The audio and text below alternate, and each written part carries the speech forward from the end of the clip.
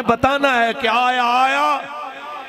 हमने बताना है कि किबला बाबा जी अलैहिर्रहमा जो मिशन दे के गए थे उसके पूरा होने का वक्त हुआ चाहता है कि पाकिस्तान का मतलब क्या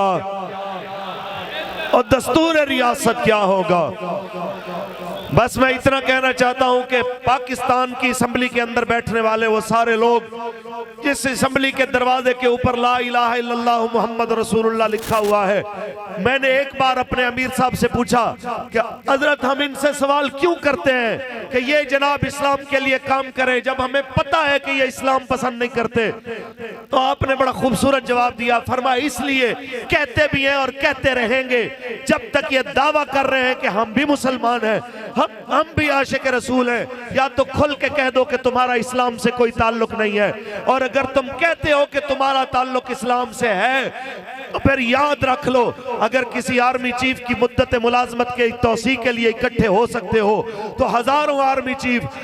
हजारों सदर, हजारों वजीर आजम, हजारों इमरान, हजारों शहबाज, हजारों नवाज, जरदारी, बिलावल उस खाक पे कुर्बान जहां से मेरे मुस्तफा के बिलाल की सवारी एक बार गुजर के गई है।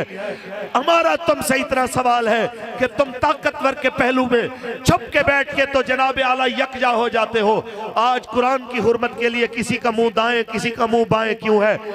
आज जवाब देने का वक्त है। गौरी अब्दाली शाहीन अबाबील रखने वालों, गौरी और अब्दाली की गैरत की भी जरूरत है, वरना हाथ के अंदर ये तमाम चीजें जितनी भी मौजूद हों, किसी मुखन्नस के हाथ में अगर कोई बंदूक दे भी जाए जिसको काम ही सिर्फ तालियां बजाना आता हो, वो कभी गोली नहीं चला सकते। गोलियां चलाने के लिए मोहम्मद अरबी का फकीर, फिर कोई मुमताज हुसैन कादरी दरकार होता है जो वक्त के ऊपर फैसला करने का हामिल भी होता है, या फिर वो आशिक रसूल होता है जिसके सामने कभी सलमान रुश्दी जैसा मलून अगर आ जाए तो उसको बता देता है कि मैं तेरी गुस्ताखी के बिला शक बाद पैदा हुआ, लेकिन मेरी माँ ने मुझे एक ही चीज बताई है कि कभी हुजूर के दुश्मन को ना माफ करना है ना भूलना है, क्योंकि मन सब्बा नबियन